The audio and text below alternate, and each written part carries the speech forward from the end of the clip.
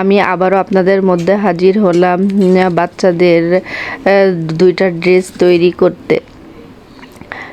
কম টাকায় মেলার থেকে 50 টাকা টুকরায় কাপড় কিনে নিয়ে এসে সেই কাপড় দিয়ে দুইটা ড্রেস তৈরি করে নিলাম। এই যে দেখুন আমার ড্রেসটা তৈরি করা হয়ে গিয়েছে, আলেয়া কাট তৈরি করেছি। এই ড্রেস দুইটা আমি এখন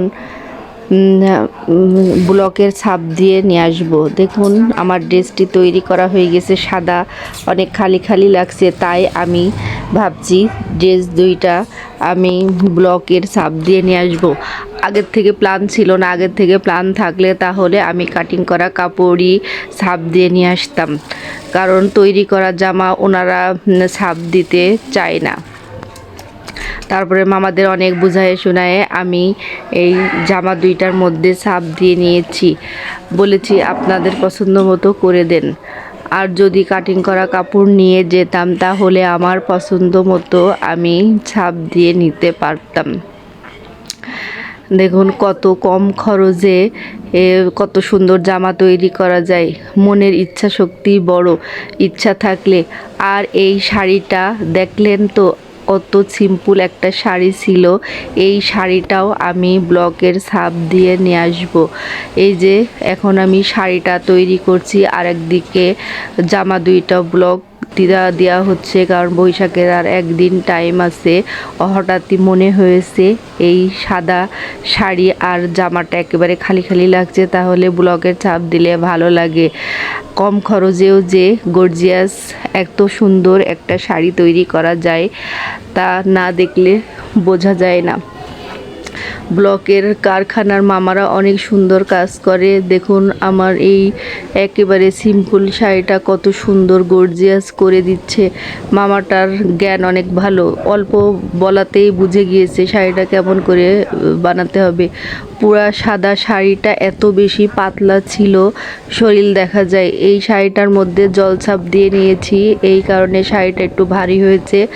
আঁচলটা অনেক ছোট ছিল, কারণ কম দামি শাড়ি তো আঁচল অনেক ছোট থাকে। এই শাড়িটার মধ্যে আঁচলটা যদি বড় থাকতো আরও সুন্দর করে করা যেত। তারপরে যতটুক পারছি আমি পছন্দ করে দিয়েছি, যেরকম করে আঁচলের মাঝখানে গোল দিয়ে দেন আর চার কর্নারে 4টা কলকি ডিজাইন দিয়ে দেন। তারপরে মামা ওরকম করেই তৈরি করে দিয়েছে। দেখুন কত সুন্দর হচ্ছে এই শাড়িটা ছাপ দেওয়ার পরে শাড়ির লুকটাই চেঞ্জ হয়ে গিয়েছে। আমি তো বিশ্বাসই করতে পারি নাই যে শাড়িটা এত সুন্দর হবে। এই শাড়িটা আমার ভাসুর দিয়েছিল ওনার মেয়ের গায়ে হলুদে পরার জন্য, কিন্তু আমি অসুস্থতার কারণে ওই গায়ে হলুদে যাওয়া হয়নি। কিন্তু শাড়িটা এতদিন ধরে আলমারিতে পরেই ছিল, কখনোই পরা হয়নি। লাল সাদা শাড়ি সেরকম পরা হয় না। পরে আমার বড় মেয়ে ওই দিন পরেছিল, কিন্তু শাড়িটা একটু ভালো লাগছিল না।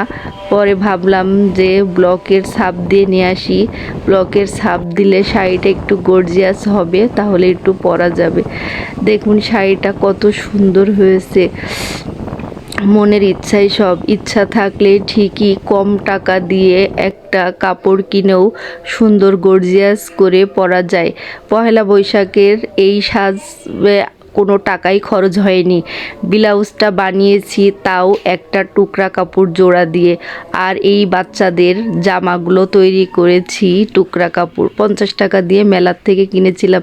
দেখুন কত সুন্দর লাগছে, কেউ বুঝতেই পারবে না এই কাপড় এত কম টাকা দিয়ে তৈরি করে এত সুন্দর গর্জিয়াস করে ফেলেছি। ইচ্ছা শক্তি থাকলে সবই হয়।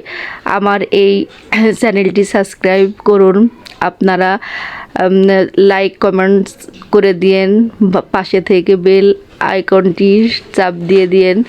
আল্লাহ হাফেজ।